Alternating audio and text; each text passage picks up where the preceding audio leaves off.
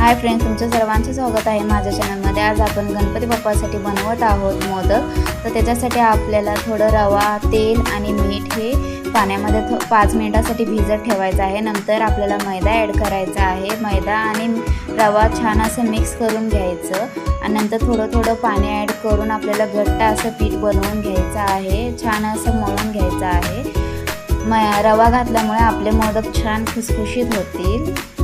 पीठ आपलं तयार आहे। आता आपण सारण तयार करूया। तर त्याच्यासाठी मी ओलं नारळाचं किस घेतलेला आहे। त्याला थोडंसं भाजायचं आहे कारण त्याचं पाणी सुकलं पाहिजे थोडं। त्याच्यानंतर त्याच्यात गूळ ॲड करायचा आहे आणि मीडियम टू हाय फ्लेमवर आपल्याला ह्याला गूळ वितळवून घ्यायचा आहे।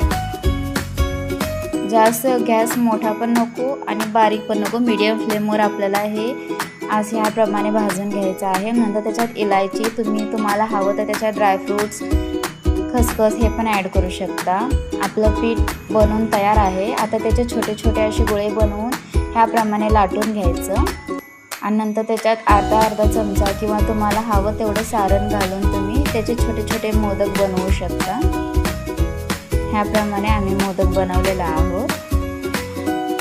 त्याला वर टाईट असं बंद करायचं, नाही तर ते तेलामध्ये गेले की फुल निघतात ते।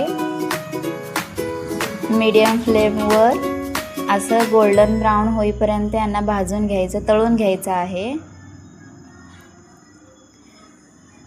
तर बघा फ्रेंड्स, तयार आहेत आपले तळलेले मोदक।